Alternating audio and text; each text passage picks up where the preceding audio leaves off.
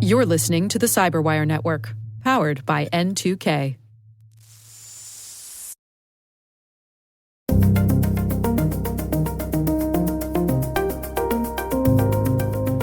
Hello, everyone, and welcome to the Hacking Humans podcast, where each week we look behind the social engineering scams, phishing schemes, and criminal exploits that are making headlines and taking a heavy toll on organizations around the world. I'm Dave Bittner, and joining me is Joe Kerrigan. Hey there, Joe. Hi, Dave. And our N2K colleague and host of the T-Minus Space Cyber Briefing, Maria Vermazis. Maria. Hi, Dave, and hi, Joe. We've got some good stories to share this week, but first, let's get to some follow-up. What do we got here, Joe? Well, we got two things. First, Jalian writes in, and he says, "Hello, all. This may be silly. There's a few conversations that float around about Joe's backpack, and now I am interested." Not taking his advice or a referral, etc. What backpack does Joe use that he loves so much and U.S. airports fear? Yes, I am looking for a new backpack. Yes. All right, so we're going to put a link in the show notes for this. Oh my God. The affiliate links, right? You're going to make a little money from this? That's right. Joe's got a little backpack side hustle going on here. Joe's an influencer. Oh my gosh. A Joe Influencer. Oh, see, Joe, you could have the official Kerrigan backpack. Hadn't thought about that. Yeah, that's a good idea, Dave. Over there, sitting on the couch there, I have, probably close to $800 in Oakley products. But anyway, the glasses are prescription, so maybe that's why. But the backpack I use is the Oakley kitchen sink backpack. Really? Yep. And it's actually called that. It's a little on the nose. It is called the kitchen sink. Wow, you weren't kidding. I'm just imagining you, Joe, at the backpack store, going through and saying, let's see, all right, Camper Special, no, let's see, here's the Adventurer Plus, no, ooh, kitchen sink, hold on. That's for me. Right. I first saw this backpack when I was working in my very first cybersecurity job, which was doing secure development and systems integration for software developers. Anyway, software products. Anyway, my boss at the time, Chris, had one of these backpacks, and I was like, "How do you like that backpack?" He goes, "I absolutely love it." And I have had this one backpack since like 2012. The same one? The same one. Wow. I mean, the only backpacks I've had that have lasted this long, the Land's End backpacks are also very good. Yeah. My sister had one of those that she used through like middle school, and then she got sick of it, wanted something cooler, because they're not exactly glamorous looking backpacks. Yeah. But I used that through college, and my daughter used it through some of high school, and then my son used it. And that was good until my son left some food in there, and Kevin, the dog, just tore it up trying to get to the food. So it does not survive dogs well, especially if you put food in it. This backpack, however, I think would keep a dog out. Yeah. Looks like it's made out of Kevlar or something. It does, this kitchen sink backpack. This thing is, I've had this now for like 14 years, and when this one fails, I'm just going to buy another one. Wow. And so far, only one thing is broken on it, and that's one of the clips that's on the front has broken. And when I'm looking at this backpack, because they don't sell the exact model I have anymore, but they have something similar. It looks like, it kind of looks like the same clips on the front that I have. It's just that mine are red, and all the hardware on mine is silver. And I don't think they make that anymore. But the stealth black, the kitchen sink in stealth black, that's the color. And then they have other colors as well, like Total Coyote, Tiger Camo Green, Mist, and then Deep Olive. But I would still go with the black one. What is that hardware in the front? There's some I don't even know how to describe this. Not hooks or Yeah, they're like carabiner receivers. Right, exactly. In case Joe needs to, winch a Jeep out of a mud hole, he can click into the back of his backpack and pull it right on out front. of there. Yeah. I will say this. Those are not as good as you'd think they'd be. Oh, you think? What are they for? I just don't understand. I imagined at one point in time they were for hooking a water bottle to it. You get one of those water bottles with a carabiner on it, and then you clip it on there. Okay. But yeah, maybe you're thirsty. I don't know. Maybe your water bottle, your coffee thermos, and your flask, right? So you're all prepped for the day from morning till happy hour. But I will tell you this: when I did put a water bottle on there once, and that thing just kept hitting me in the butt with every step I took. So I mean, I tried it, and I was walking. This one was working up at Hopkins, and I deliberately gave myself like a half-mile walk every day from the parking garage to my office, so I would get the steps in and be a little fit. Didn't really make me less thin, but it. I got make you less thin. Okay. I got off Less thin. Yeah, I got out of the elevator, and then right after the elevator, there's a bridge. I got off the bridge and took the bottle off and just carried it because it was so annoying. But otherwise, I have no complaints about this thing. It has been awesome, and it holds everything I carry with me, and it is great. Airport, it does go through airport security pretty well, and it does kind of fit under a seat. I've never had anybody. I've taken this on every flight I've gone on since I've gotten it, and I've never had anybody say that's too big. It has to go in the overheads. I was just going to say there is no way that thing fits in that little box that they have before you board the plane. It's my personal carry-on. Okay. So, Joe, how tall are you? Just remind me. 6 feet. Okay, I'm 5'1". I would tip over if I wore this thing laid in as you do. It looks like it's 3/4 of my height. Just looking. It's pretty big. Yeah, I could not wear this. I have never seen a laptop that wouldn't fit into it. Wow. You could fit a Cray 100 in there. Yeah. And it's got a nice, easy access zipper on the side for the laptop, so you don't need to go rummaging around the whole backpack just to get to the laptop. Right. This Let's is be you fit a clear child in that there. Joe's backpack is like Mary Poppins' bag. Right. It has everything in there. It does. Yes. How are your keep a lot of vertebrae stuff in doing? Fine. Okay. I'd be more concerned about my discs between my vertebrae. Yeah. Oh, yeah. They're fine. I do occasionally get a pain in the very far left side of my chest from where that strap hits me. Mm-hmm. That's called a heart attack. No, it's not.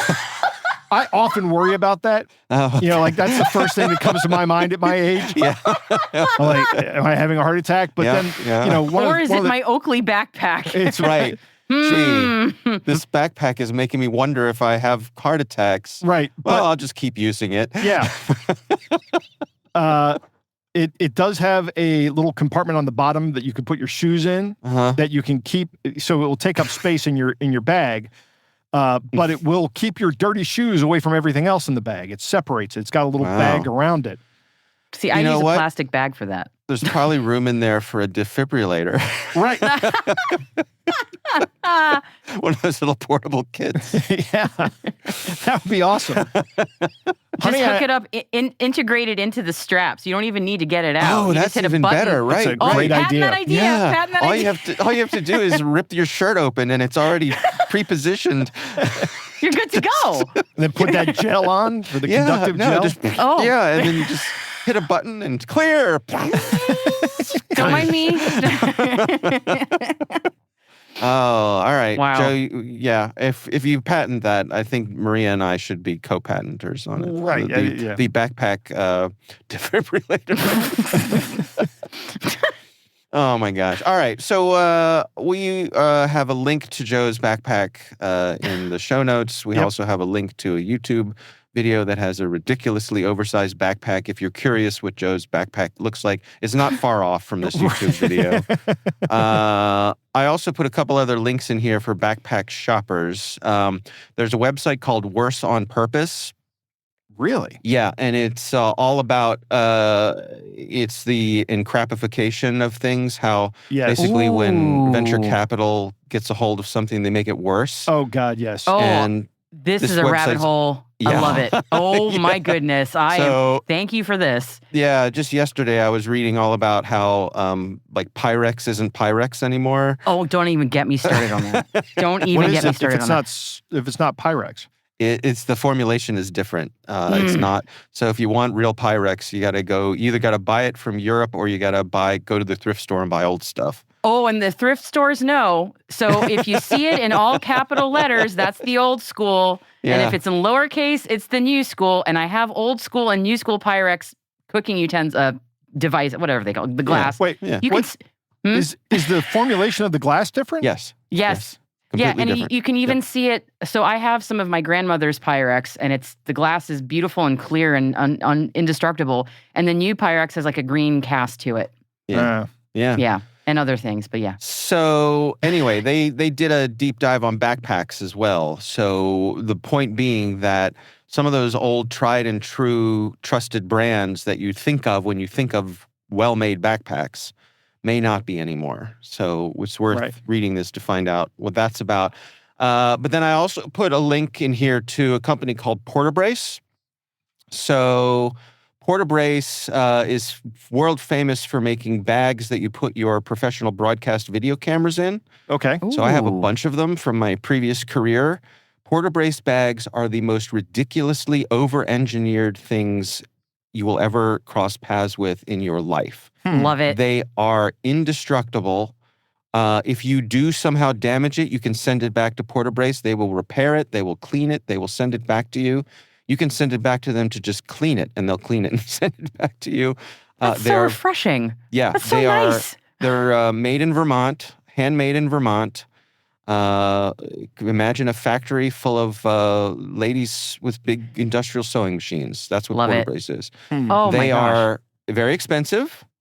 I think they do have a backpack, and it's around $500. Okay. But I can, without hesitation, recommend their products because they're just indestructible. Like it's as if somebody said, make something that someone cannot destroy. And that's what they do. I have Portabrace bags that are 30 years old that look like they're brand new. I've never had a structural failure or any kind of, I've never had any sort of product disappointment with a Portabrace product, and I've used them for decades. So wow. Yeah, they're kind of a secret. You know, a lot of people don't know about them outside of the broadcast industry because that's the center of their bullseye. But they make a lot of other things that are kind of cross-useful. Not cheap, but if money's no object, if you have the means, I highly recommend them. Wow. Yeah, what a good recommendation. Seriously, you should get affiliate links going for this. This was Yeah. Wow. Yeah, they're really good. All right. Well, thank you for the follow-up there. Joe, anything else before we move on? Yeah, last week we were talking about, during Maria's story, we were talking about about poisoning data for AI. And that got me thinking oh boy. about these scams that go out and they scrape, these scammers go out and scrape the internet. They feed everything into an AI that generates profiles about you. Yeah. And do you remember probably about 4 months ago, we were talking about a cybersecurity researcher who poisoned some AI by telling everybody he was a world hot dog eating champion? Yes. Yep.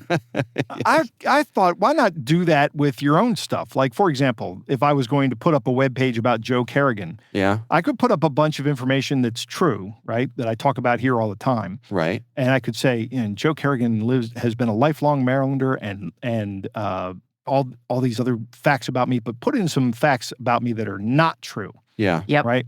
Like, I love crabs. Right? Every Marylander loves crabs except Joe. I can't stand them. Okay. So, put things in there that would be like a red flag. So if someone was talking to you and they say, I see you really like crabs, and then you know immediately, this is somebody who got the bogus information about. Right. Yeah. Well, don't reveal it on the show. Right. Because eventually the transcript will be published and they'll know. Right. But that's it's something I have definitely been thinking about. Whether or not I've implemented it, I don't want to say. But there are certainly certain tells that I will be listening for if they come up in conversation from a PR person or whatnot that will tell me how they got their information. Oh, right. Yep. Very clever. Mm-hmm. All right. I like it. Sort of biographical decoys. Yeah, maybe we could call it like a honeypot for AI scams or something. Yeah. I don't know. Yeah. I like it. All right. Well, I'll tell you what. Let's take a quick break to hear from our sponsors. When we come back, we will dive into our stories. So stick around.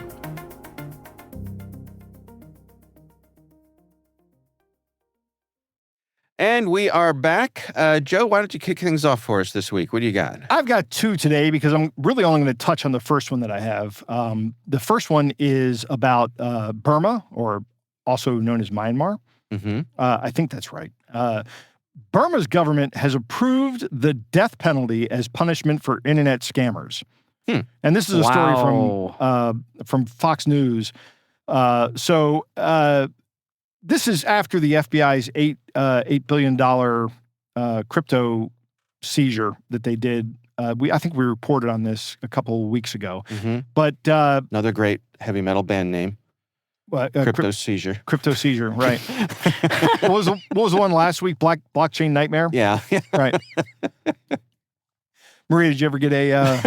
I'm working on it. Okay. I'm working on it. All right. So, I don't know. We talked about last week how they were, how these scam centers do jurisdiction shopping, where they go out and they might try to bribe people. So I don't know how effective this will be as a deterrent. But it looks like Burma's not joking around about this anymore. Not that I would approve capital punishment for these people, or necessarily for anybody, but I'm not particularly a big fan of it personally. But maybe this will stop some people from cyber scamming out of Burma. The anti-online scam law mandates 10 years of prison in forced labor. Wow. For cyber crimes and scam compounds. Huh. Can I be really cynical about that for a second? I have a feeling the people who will be punished are not the people really perpetrating this stuff. Right. My concern is that the people that are going to get punished are the people that are already being abused here, the enslaved people that are being forced to do the work. They might what be if the 10 years of hard labor is working in a scam compound? It goes all the way down. Yeah. Scams all the way down. Right. Yeah. All right. So that's we'll put a link to that in the show notes. But the one I wanted to talk about today touches on two of my favorite things: West Virginia and Little Debbie snacks. Oh, okay. So are you guys familiar with Little Debbie snacks? I am. Oh, heck yes. They raised me. Yes. Now, for some reason, I associate Little Debbie snacks with camping trips. Yeah. That's I can see why you make that, because every time you're going camping, you just grab the Little Debbie shelf-stable snacks. Yeah. And then you can just give them to the kids. Yeah. And then say, here, eat this chocolate-loaded sugar bomb. Yeah, have a cosmic brownie. So what is the top of your list of favorite Little Debbie snacks? What's number one? Maria? Oh, man. I know what it is. Yeah, I have an answer. I have an answer, too. It has been a really long time since I've had one because I can't stand them anymore. As a kid, I loved them, though. Oh. They're too sweet for me. I just can't do it. Okay. Honestly, though, sad. I feel sad for you. No, don't feel sad. It's a good. It's fine. It's all good. My favorite as a kid, and this is going to make me sound really ancient, is I really loved those oatmeal. Oatmeal cream pies. The oatmeal cream. I loved those. Yeah, I really did. That's my pick. But I was going to say, I also really like oatmeal raisin cookies. So that usually gets me. Yeah, I know. Oh my God. That's everybody's. I also really like licorice, which makes me sound like a million years old. I love licorice. I know. I love licorice, but man, I hate raisins. In fact, I hate raisins so much, Dave, I'd rather have ants on a log with actual ants than with raisins. Yes. Oh, no. Yeah, no raisins. All right, now you all have to answer. What are your favorites then? So, well, Dave, I said mine. Oatmeal cream pie is my favorite. My favorite is the Nutty Buddy, I think it's called. It's that's a good one. The chocolate-covered peanut butter wafer snack. I love those. All right. Those are great. Anyway, I'm going through puberty again. Anyway, this story is actually not about internet or cybercrime, but it illustrates something I want to talk about with this story. This story is about a guy named James Powell, who had a gig as an independent distributor with a company called Stewart Snacks, who I think is a distributor of Little Debbie snacks. Either that or the company owns Little Debbie snacks. I don't know which one. But anyway, Mr. Powell, this is all alleged. It has not been proven in court yet, so he is innocent until proven guilty, was investigated and has since been arrested for this scam where he would falsify delivery invoices showing that these Little Debbie products had been delivered to retailers like Giant Eagle, Walmart, and others. These deliveries had never been made. So, Ruh-roh. Right. So it's not like he said, here's 100 boxes of Little Debbie snacks and only gives them like 90, right? He just didn't even deliver the snacks, just forged people's signatures on the files and or on the invoices, and then sent them to the company, the Stewart Snacks Company, to get to collect his commission and to bill the retailers for them. That's so reckless. I mean, you don't even have plausible deniability with that one going, oh, oops, my mistake. I was a little short. You just straight up didn't do it? Right. You just straight up didn't do it. Who would check?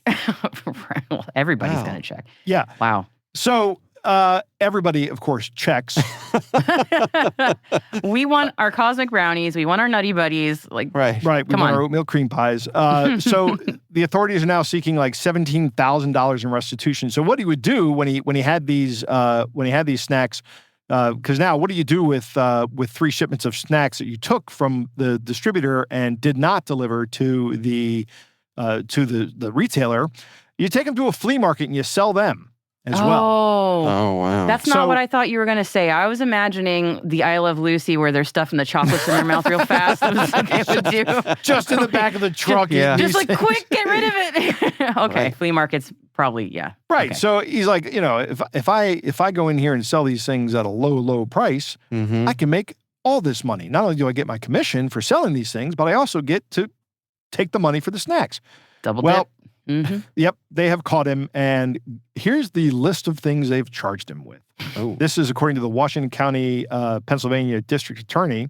Police have charged Powell with 3 felony counts of forgery, 2 felony counts of theft by deception, 2 felony counts of theft by unlawful taking, 1 felony count of deceptive or fraudulent business practices, 3 misdemeanor counts of tampering with records or identification, 1 misdemeanor count of theft by deception, 1 misdemeanor count of theft by unlawful taking, and 2 misdemeanor counts of deceptive or fraudulent business practices. Listen, you don't mess with Little Debbie. We take that real serious. Yeah. Come on. We don't do it. Don't mess with Big Snack. We throw the book at you. So here's the part I want to focus on, why this is relevant to this show. We talk often about what is going to save you from getting scammed out here, getting scammed out of money. Yeah. Particularly in a business environment. And what these companies like Walmart and Shop and Save and Giant Eagle all did was they had an inventory process where they take inventory in. That process demonstrated that they had never received these snacks, so they didn't have record of receiving them. But so when they got the bill, they called Stewart and Stewart Snacks and said, "Hey, we never got these things." And they said, "Well, you signed for them." And they were like, "Oh yeah, let me see the signatures." And they said, "Those are forged signatures." Oh. So that's how this worked and went down. So these companies, these individual, these retailers are not out any money. They have saved themselves because of their process, which I think is most germane to what we do here. Okay. We say over and over again, your processes. That's what's going to save you. Know the processes. Do the processes. And here we are seeing the processes working. Now, Stewart Snack has still lost out, right? They've paid this guy a commission. They have lost $17,000 worth of inventory. And this guy has profited. And they're trying to get that back from him. I don't know that they will. If you look at the guy's mugshot, the guy doesn't look like the kind of guy to stash money away. So they may just take the hit on this, but the point is, but that's a risk with every employee that you hire, or actually, I think the guy was an independent contractor. So every independent contractor you work with, you run the risk of them doing something like this to you. Yeah. So you have insurance for this and other things to mitigate that risk. You can offload it. But that's really, really my point here, is that the retailers had processes, followed the processes, and did not lose their money. Mm-hmm. Yeah, we talk about with like nonprofits. There's a common scam where someone will call the financial officer and say, "I need you to write a check right away." They'll pretend to be the executive director and say, "I need you to write a check right away." I have multiple friends that this has happened to who serve on nonprofit boards. And so the process is no one person can write a check, for more than a certain amount of money. Right. It has to be seen by at least two sets of eyes. Right. No single point of failure. Yes, that makes a lot of sense. Right. Yeah, that's interesting. All right. Well, we will have a link to Joe's stories in the show notes. Maria, you're up. What do you got for us? Yeah. So there's a story that was published through ABC News, the U.S. ABC News, as well as a Indiana-based ABC News affiliate, WRTV. And it's about a scam, not necessarily new, but it's on the rise right now. And those are foreclosure scams and equity stripping scams. I was familiar with the first one of foreclosure scams, but not equity stripping. That one was a bit new to me. So a little context. Part of the reason why foreclosure scams and related scams are on the rise is apparently foreclosures are up 21% in the United States in 2026 alone, which is, that on its own, just that is a lot. So a lot of people are really hurting right now. And that statistic comes from ABC News, some analysis that they did. So scammers are following that trend. They're seeing the same thing. They're noticing that foreclosures are up. Something that is worth mentioning, something we've talked about a lot on this show, is foreclosures, like many other things, they are public records. So when someone's home is in foreclosure, that filing is on public record. It can be found often on the internet quite quickly and easily. So just like if you get a mortgage or refinance or something, you get a spate of mailings.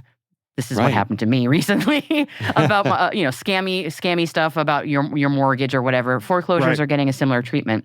So as soon as someone enters foreclosure proceedings, scammers can easily identify them very quickly and then start targeting them with phone calls, letters in the mail, emails, and sometimes even in-person visits. And this tends to happen especially in locations where there's a cluster of foreclosures. Unfortunately, they tend to be in lower income areas. And that's actually part of the story that WRTV in Indiana covered, that there are some locations where there are just a lot of foreclosures happening. And these scammers are quite literally going door to door and hitting people up. And unfortunately, they're having some success. So backing up a second. Let's first talk about the foreclosure rescue scams, just for people who aren't familiar with what these are or how they work, because it had been a little while since I'd thought about them. The idea with these is that you basically get a pitch saying that, hey, we can help you save your home because you're in foreclosure, and that's a very uncomfortable place to be. So you fall behind in your mortgage payments and you're desperate.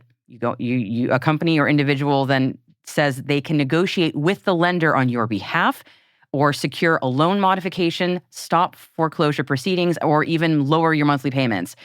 To do this, here's the ask is we just need a fee up front. So that's how they get you, as I can hear Joe saying.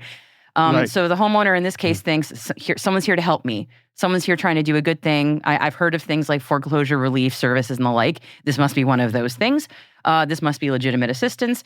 And of course, unfortunately, the scammer is just going to take your money and run. So the ABC News Indiana affiliate actually talked to someone, her name is Allison Doris, who went through this exact situation. She lost her job during the COVID pandemic.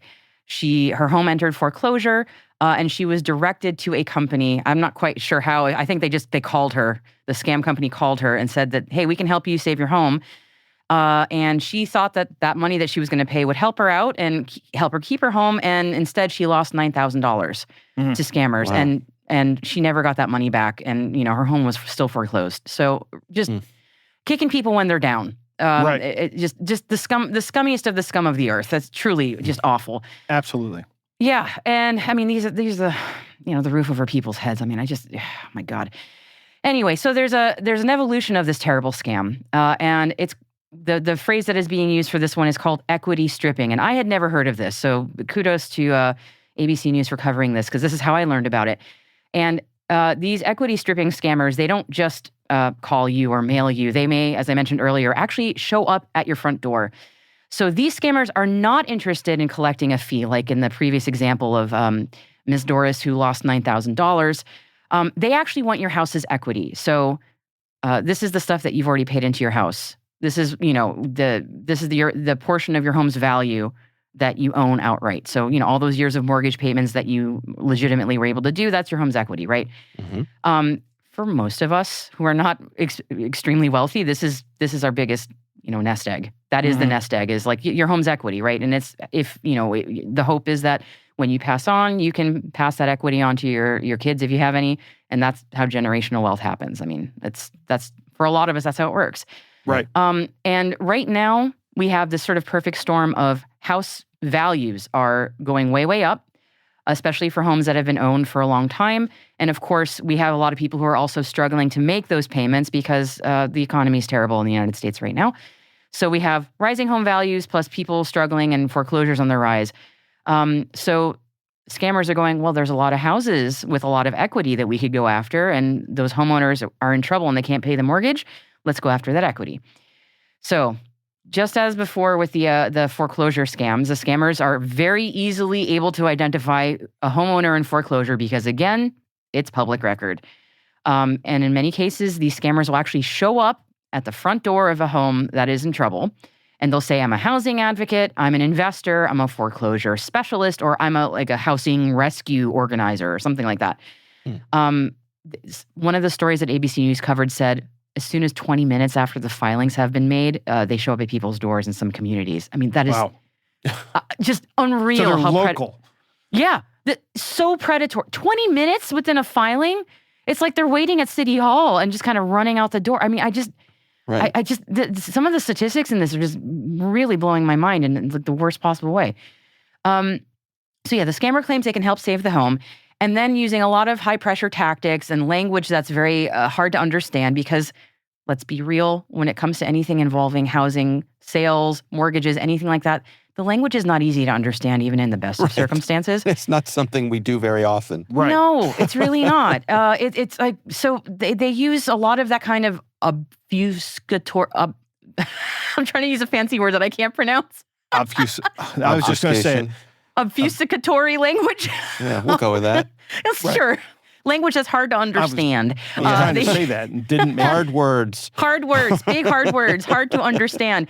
To pressure the homeowner into signing complex documents. Again, do they understand what they're signing? A lot of the times, no. But again, did I understand what I was signing when my lawyer was there sitting next to me at closing? No. I just trusted the guy I was paying was leading me in the right direction, and so Sign far here. so good. Okay. Yeah, exactly. Yeah. Sign here for 3 hours. I hope I don't get scammed. And what ends up happening in this situation is the scammer, through that barrage of paperwork, actually gets the homeowner, often unbeknownst to them, to sell their home below market value, below fair market value, and in many cases even fully transfer ownership of the property to the scammer. So the scammer then owns the title to the home. So essentially, the homeowner becomes a renter in their own home. That's essentially how it kind of works. So the homeowner thinks that they're getting help, and the scammer walks away with the equity in the home. So they've made a whole bundle of cash, and in many cases, the actual title to the house. So this one just awful. And ABC News has a really heartbreaking example of this, of a real world example that this happened to this poor man. A woman named Vanessa Lurie says her father, who was suffering from dementia, was approached at his own home front door after his Arizona house entered foreclosure. And according to his daughter, the scammer convinced him to sign over ownership of the property. And when the family found out, they tried to fight this in court. And apparently they spent years trying to fight it in court. This is just heartbreaking. I'm sorry. The financial loss, including the legal costs for the family, was between $100,000 and $150,000. Wow. Yeah. And Arizona's attorney general says that the company, and these are the scammers again, and its associates are running a large-scale equity stripping scheme, and this has affected hundreds of homeowners that they know of. So it's just, and again, like this gentleman had dementia. So, I mean, it's another one of really just unbelievably scummy predatory practices, taking people's homes from them. I can't believe it. Anywho, so what makes this all work is, of course, people are feeling embarrassed about foreclosure. They're feeling the pressure about, possibly losing ownership of their home. And all those fears and that time pressure, which is real, can often work wonders in the amygdala to override the normal skepticism that a lot of us would have about, hey, this person might be trying to scam us. So a lot of times people feel like they really don't have any options left. I don't want to lose my home. What can I possibly do? I feel like my back's up against the wall. And as we mentioned earlier, in the best of circumstances, this kind of paperwork, even the legitimate stuff, is very complex and hard to understand. And adding to it, the scammers often pressure people, don't get your own advocate, don't hire a lawyer. We're an expert, we can help you. You don't need to go through that trouble. I'm telling you that I'm here to help you. So why would you need to contact a lawyer about this stuff? Right. And why would you want the expense of a lawyer? You can circumvent all that and just let me handle it for you. Why would you do all that? And then often not until it's too late do the victims realize that they've not only lost money, they've actually lost their homes. So red flags to watch out for are any kind of guarantees that someone can stop a foreclosure, any kind of request for an upfront fee, any pressure to act immediately. Admittedly, foreclosure is a very time-sensitive situation, but nobody needs to be acting immediately. Any kind of instructions not to talk to a lawyer or your lender, you should definitely be talking to those people for sure. Mm-hmm. Any requests for payment via wire transfer, cashier's check, or payment apps, those are not legitimate ways of paying someone for something as big as a mortgage. Especially don't listen to anyone saying that you got to transfer your title or ownership of your property. Slam the brakes right there. Or anyone asking you to sell your home to them below market value. And you should always, with anything relating to property, I know it's expensive, but you should definitely contact an attorney or a trusted advisor. That your home's too important to mess with.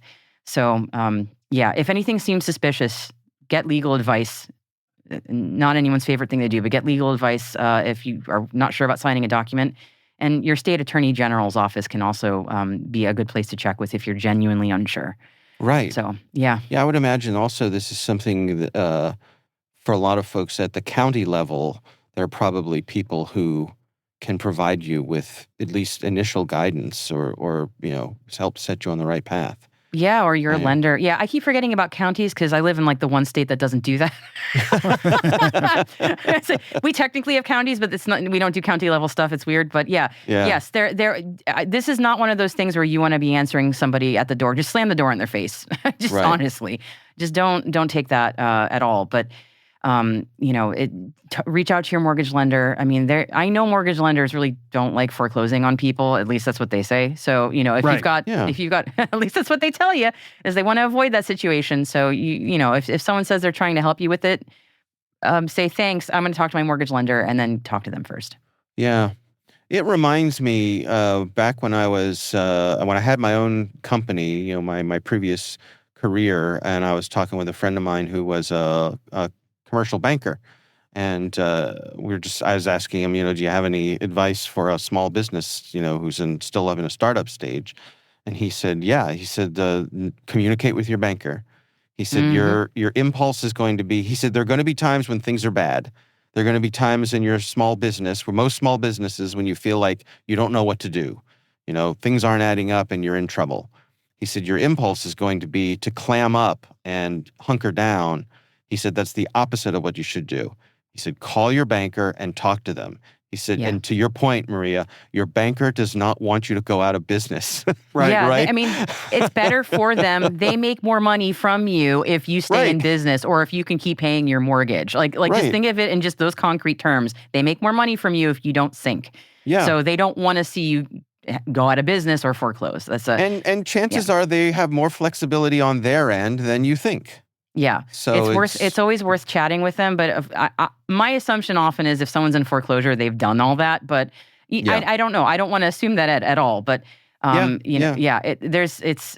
it's a heartbreaking situation, foreclosure, and usually mortgage lenders say they try to work with you. Again, your mileage may vary on that one, but yeah. All right. Well, we will have a link to that story in the show notes. Tell you what, let's take a quick break here. We will be right back after these messages.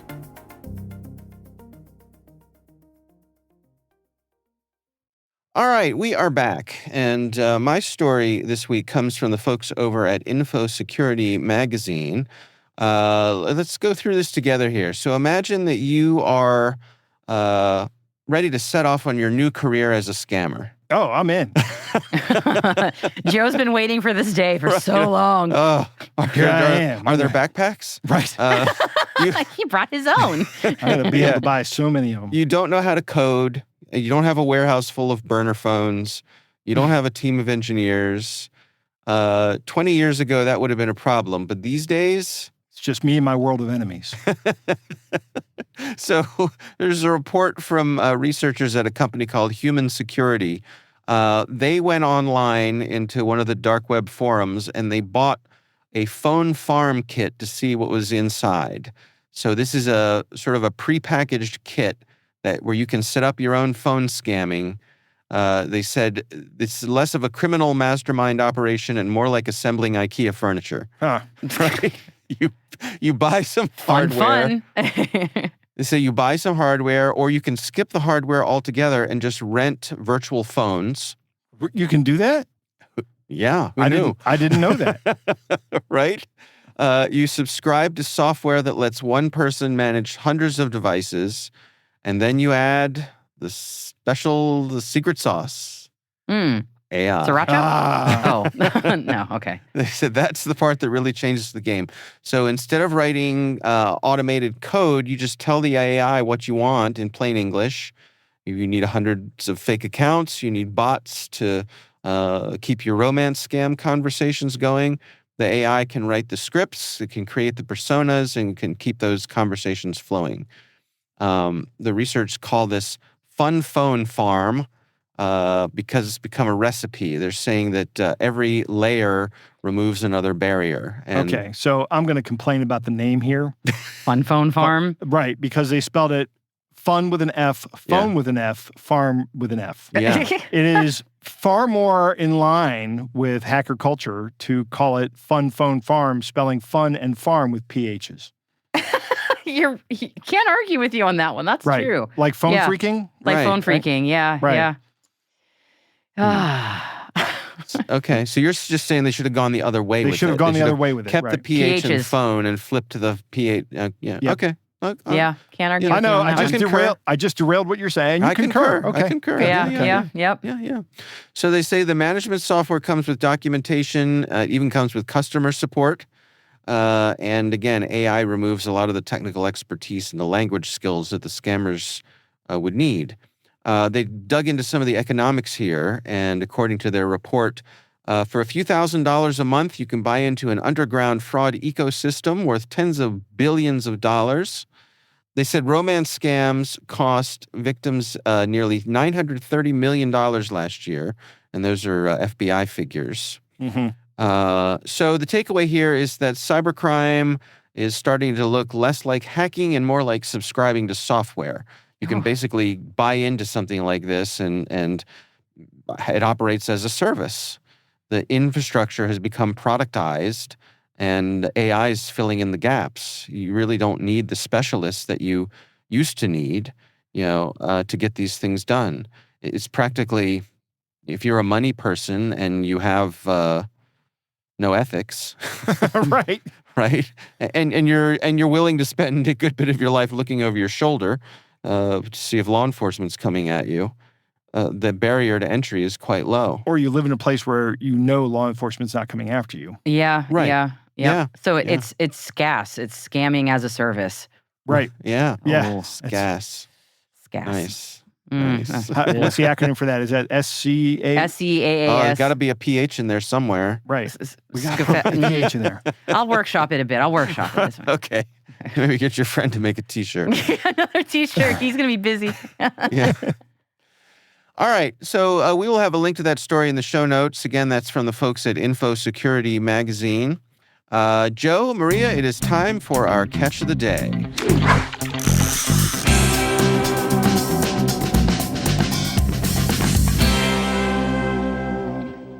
Dave, our catch of the day comes from Scambait, and the title of this post is That Two-Timing Bitch Barb Johnson. I know her well. Yeah. Well, I'll start it off here. It says, "Congratulations, I'm Julie, the Michigan Powerball Power Play winner. So you have been fortuitously picked among our electoral machine on Facebook lucky winners, those getting $100,000 this month, 2025, from my giveaway program going on. Are you ready to claim your winning?" Wow, that's crazy. I don't remember buying a ticket for the Michigan lottery, but maybe I'm just lucky. Oh, really? Okay. What do you do for a living, and what will you be using the $200,000 for? Wait, I thought you said it was $100,000. I own a call center in India. We run the Nigerian prince scam. Okay, to claim your winnings, you will have to contact Agent Barb Johnson, the claiming agent, who will help you to claim your winnings prize. Click on this link and message the agent in charge of your winnings package. Oh, I love clicking on links. Wait, hang on. Barb Johnson? She works for us, that two-timing bitch. I knew she wasn't visiting her uncle. You tell that whore not to come into work on Monday. She's fired. And scene. I'm going to point get out. a complaint email about swearing again. Yeah. You got in this picture, the scam baiter's phone is at 48%. It has a yellow battery. 48 is in the yellow? I don't know what is this an iPhone? This looks like an iPhone. Yeah, that's iPhone, when you go in yeah. battery saver mode. So, okay, yeah. maybe he's in battery. Okay, then if he's in battery saver mode, then 48% is plenty. Okay, yeah. So does it give you any anxiety if you get 48? You can live with that? I can live with that. I can live with 48%. In fact, I usually when does have the anxiety start kicking in for you? 30? Anywhere below 30, yeah. Once you get below 30, I start to get a little anxious. Okay. My chest tightens, breath accelerates. That's called a heart attack, Joe. We're learning a lot about your health today, Joe. Hey, I went to the doctor. I got tested. Everything's fine. Okay. What did they? You know what? I'm not going to ask that question. No. Yeah, because I'll just tell you. Yes, I do. That's true.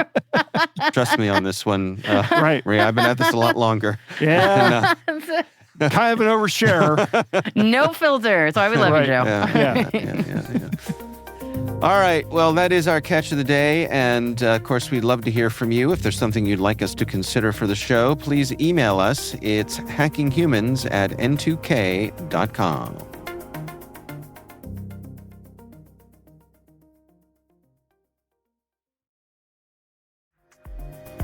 And that is our show, brought to you by N2K Cyberwire. We'd love to know what you think of this podcast. Your feedback ensures we deliver the insights that keep you a step ahead in the rapidly changing world of cybersecurity. If you like our show, please share a rating and review in your favorite podcast app.